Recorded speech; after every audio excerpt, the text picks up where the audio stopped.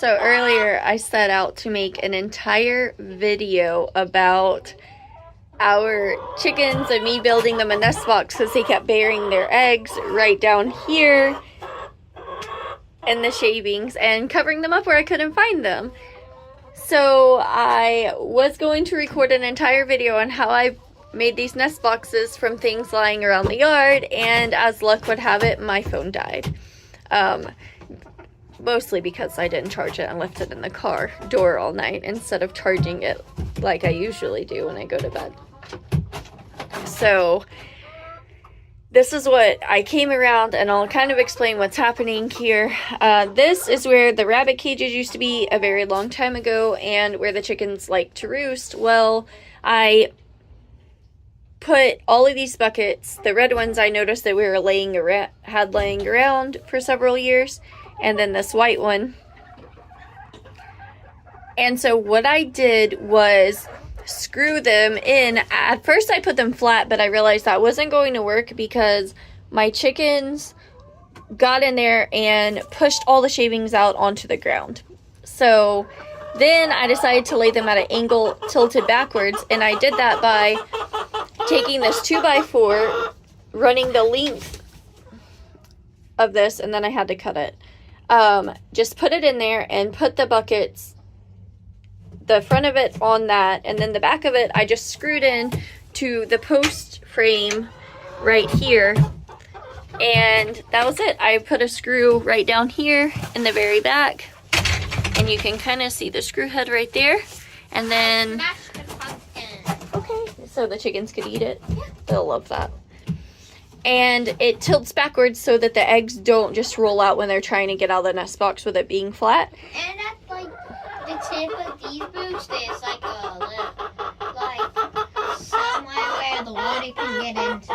Yeah, I know. That's one issue I have. I need to get some waterproof boots. Yeah. So That's the friendly chicken. Yeah, that is the friendly chicken. Be like, hello. Hello, chicken.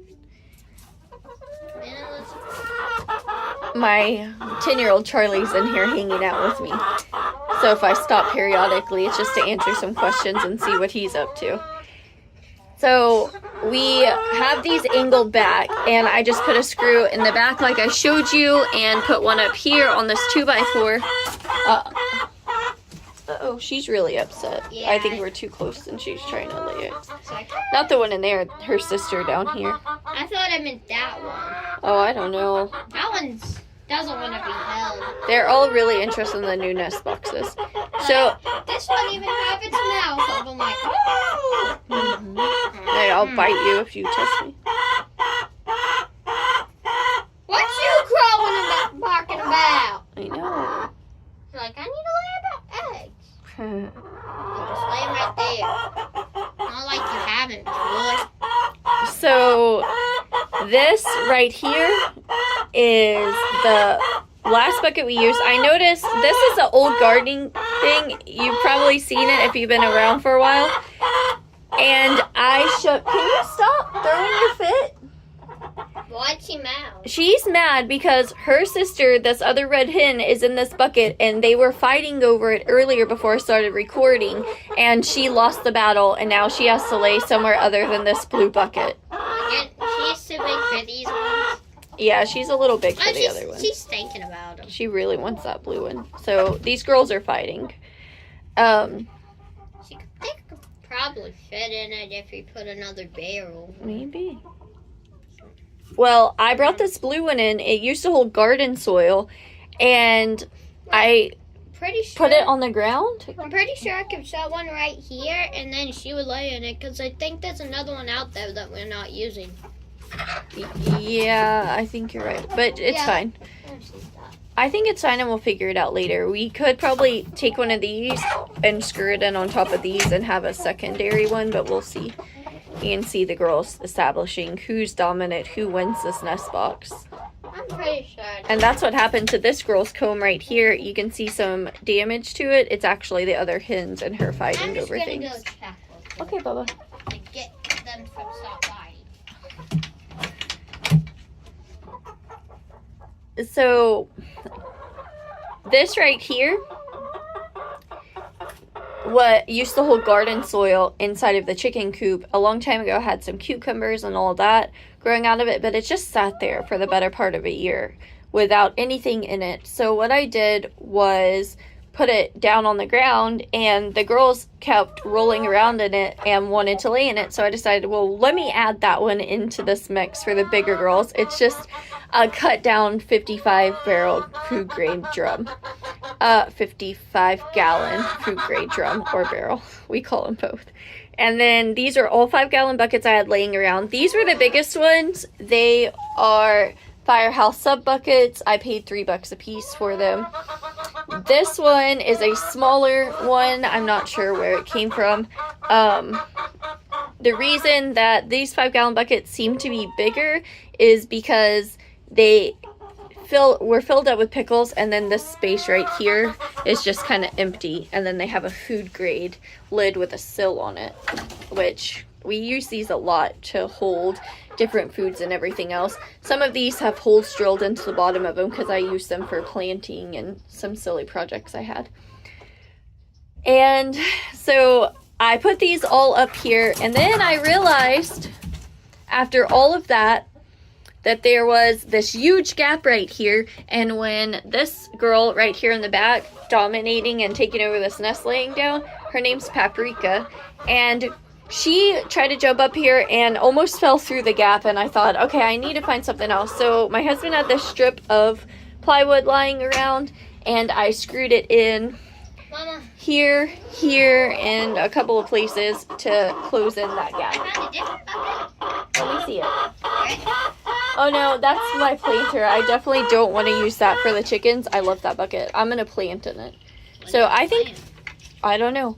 I'm gonna put that over there. Yeah, whenever we get some more 55 gallon drums, which we get the drums free of charge, people are getting rid of them, and then we'll probably cut one up and add some nest boxes. It'll just be a whimsical pattern all over here, which I actually really like. I think it's kind of cool.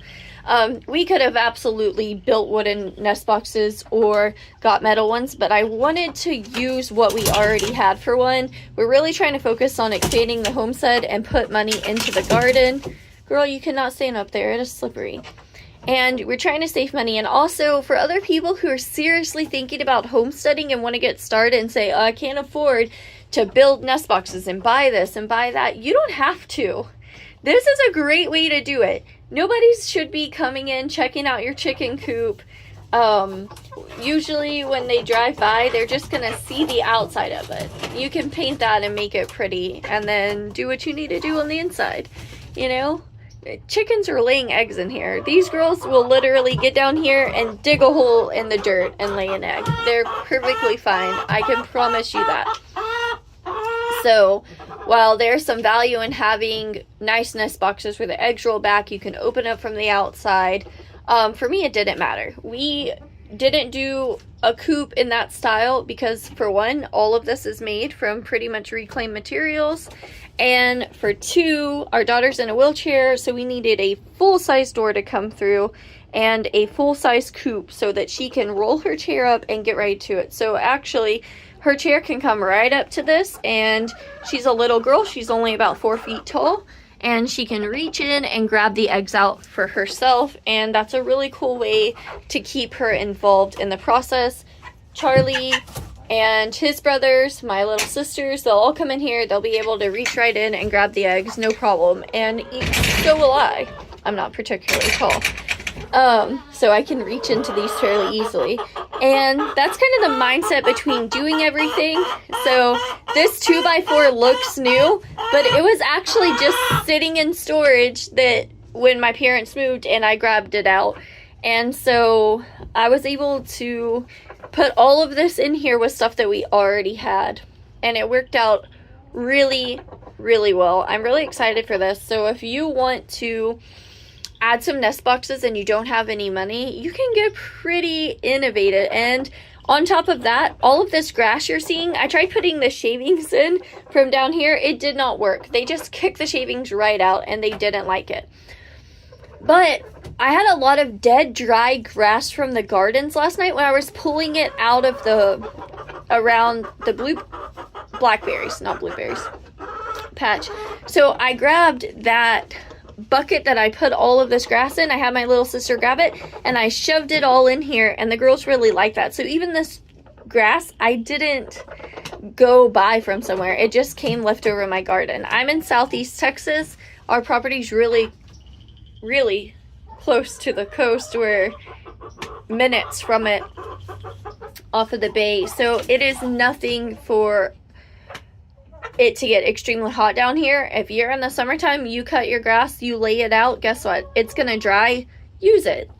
I'm really all for a permaculture style systems where everything kind of builds each other. It works out. You use what you have. And I'm getting more and more into it the more I learn about it. And I really like it. So how awesome is it to use this waste from grass for our chickens? And they'll also eat it. They'll nest in it and everything else. And it's something that we have readily available. So I have a little bit of a concrete slab outside. What I can do during the summer is cut this grass and lay it out there. And guess what?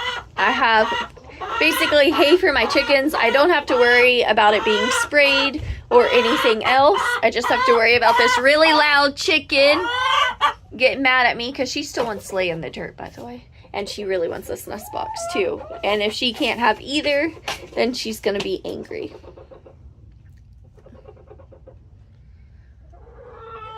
So that's it. That's what we came up with. All of these, they're pretty well stuck as you can see. They're not going anywhere. This one has some give, but it's okay. It's just on top. They're just a couple of screws. And there's a bunch that you won't be able to see behind the film because, you know, my camera died. I wanted to film the entire process, all the errors, all the craziness, and I just couldn't do that because I made my own error where I didn't charge my phone.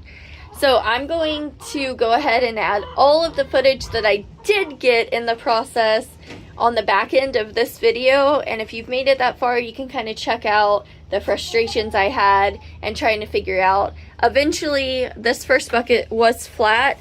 Well, what I did is end up having to pull it off completely, pull out the screws and re-put it in at an angle so that their eggs didn't fall out. And as you can tell, they really love these buckets. And the boy had an idea, Charlie did, about getting another one of these and screwing it in here or finding something for the girls to lay. And so I think another one of these cut out, which I have some around the yard, that I was going to use as garden beds, but I haven't planted anything again in them. So I think I might go get one of those and go ahead and screw it up top, or if it's wide enough, or if not, wait till we get another barrel since we get them free of charge. A company just throws them away and we reuse them. So why not help them not have to haul something off and we get the benefit of it. I wasn't really hungry. I just wanted like a small one. Okay, baby. But it was a little bit too big. It was a big omelet. Like that big. Oh, okay.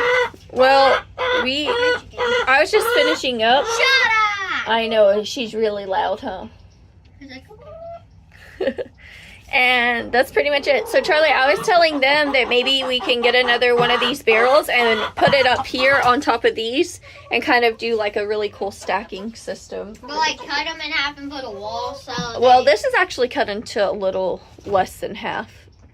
But yeah, we could probably cut them into thirds, but maybe you might be right. I might have to do it a little bigger for the big chickens. Like, cut it down the middle so where it's big enough for the big and small, and then like put a wall so the other ones don't get mad that like another one's where they want to lay. Yeah, that makes sense. That's a good idea. I like it. Because they're not gonna need that much. Agreed. Well, here's what I'm going to do. I am going to go ahead and put the first part of the filming that I did on the back half of this video so you guys can kind of check out the process before it died. And yeah, if you made it this far, thank you guys for watching. I appreciate it. Here's how we made nest boxes, you know, what they came out looking like, why we kind of did what we did. Mama? And it's really awesome to use them stuff that we already had, including grass. So don't feel discouraged. Get started. What, baby? I want some bunnies again. Okay. Bunnies are something, I've covered this before, that we're going to wait on a little bit because I don't like having them up here in the cages.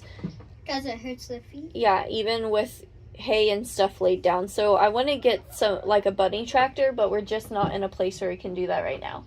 So right now, we're not doing bunnies. When we're getting a bigger property? Maybe. We'll see what happens, right?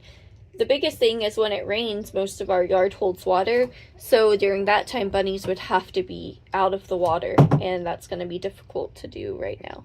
Oh. Honestly, if you have a dog that likes animals and cats, you can probably bring the bunny inside with that. Yeah, but we have basset hounds and they're hunting dogs. That's probably not a good idea. Well, ours don't hunt, but they were bred for that. And there you go. They left the nest box. Oh, yeah. She laid an egg. Beautiful. Should I take that egg? She's going to take that egg if you're not careful. It's probably kind of wet. You can see it shiny. Yeah. It's starting to dry, though. If you're not careful, she will take the egg. Mm-hmm. She's like, nope, that's my egg. But not all of them are like that. Correct. Some of them just lay eggs and leave. Yeah, they do. I think she wants to fertilize eggs. Yeah, we were talking about getting a rooster, but we'll see what happens. Like a kind rooster. Oh, wonder that next.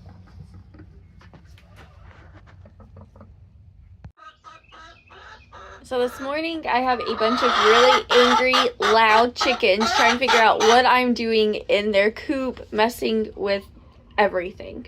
They're ready to lay eggs, but I noticed yesterday that they were doing what it looked like burying their eggs. This morning I saw an egg right here in the middle of the coop, so I moved it over there. When I came back, it was gone. It turns out they buried that egg plus another egg that they laid this morning.